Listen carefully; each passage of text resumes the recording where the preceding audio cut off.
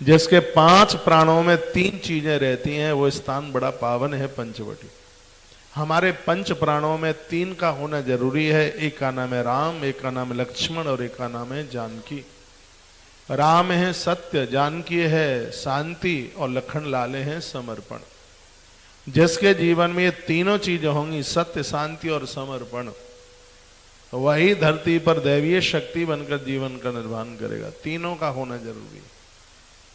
हमारे प्राणों की पंचवटी में 3 का होना जरूरी है, सत्य, शांति और समर्पण। जीवन में कितना भी धन वैभव, कितना भी कुछ हो, जीवन में शांति नहीं है, कुछ भी नहीं है, सब बेकार है।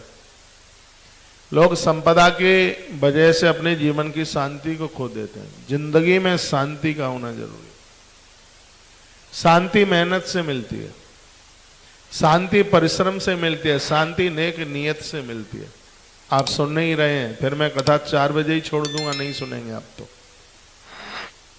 सुनेंगे तो थोड़ा बोलता रहूंगा। ये तो मेरा चलता फिरता कार्यक्रम है। एक बार जयकारा लगाइए, बोलो बांके बिहारी लाल की। मैं आज की बात को यहां से आरंभ कर रहा हूं कि आपकी सबके पास पंचवटी है। आप सबका घर पंचवटी है, यही तो पंचवटी है। जहां 5 प्राण है वही तो पंचवटी है। तो प्राण 5 हैं, प्राण अपान व्यान समान उदान।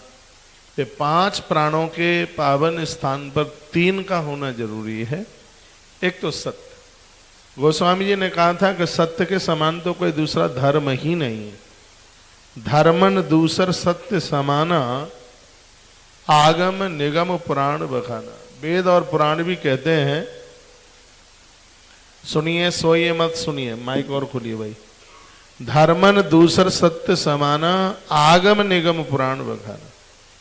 वेद पुराणों में वर्णन है कि सत्य के समान दूसरा कोई धर्म नहीं है। सिर्फ जिह्वा से झूठ नहीं बोले, इसी का नाम सत्य नहीं है।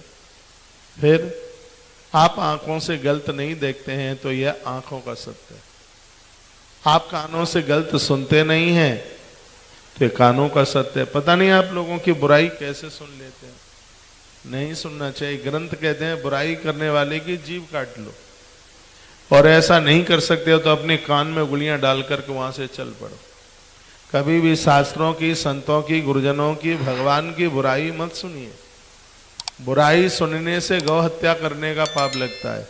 हरिहर निंदा सुनई जो काना, होई पाप गौ घात समाना। गौ मारने का पाप लगता है, तो निंदा क्यों सुने। तो कानों का सत्य यही है कि भगवान की कथा सुनते रहिए। आज तो विज्ञान का युग है, और जब भी आप टीवी खोलते हैं तभी आपको कहीं न कहीं कोई न कोई कथा भगवान की सुनते हुए नजर आई जाएगी टीवी में। एक हिसाब से देखा जाए तो योग इसका फायदा उठा सकते हो तो बहुत बढ़िया है। इसलिए गोस्वामी जी ने कहा था, कलयुग युग समान नहीं जो कर नर विश्वास। यदि लोग विश्वास कर लें तो कलयुग के समान कोई दूसरा युग आ नहीं सकता। क्यों नहीं, क्या विशेषता है इसकी? इसकी विशेषता यह है कि कम करने पर इसका प्रॉफिट बहुत है, लाभ बहुत है। और युगों में ऐसा नहीं था। और युगों में 12-12 साल तक तीर्थ में रहते थे, जो पुण्य मिलता था। कलयुग में 1 रात्रि तीर्थ में रहने से पुण्य मिल जाएगा। बस शर्त यह है कि 1 दिन 1 रात आप रह रहे हैं, गलती नहीं होनी चाहिए। तीर्थ की चर्चा चल रही है तो तीर्थ में आप ऐसे रहे, ये पता लगे कि हम घर से बहुत यहाँ पर बदले बदले नजर आ रहे हैं, और आप घर में भी वैसे ही हैं, तीर्थ में वैसे भी हैं। तो फिर अंतर क्या तीर्थ यात्रा का? गोस्वामी तुलसीदास जी महाराज ने बड़ी सुंदर चौपाई लिखी। प्रभु राम जी की वार्ता है, उसमें राम जी ने महात्मा को पूछा, भरद्वाज को मैं कहाँ रहूं? तो उन्होंने 14 स्थान बताए। 14 स्थान में एक यह भी बताया था कि चरण राम तीर्थ चली जाही, राम बसौ तिनके मन माई।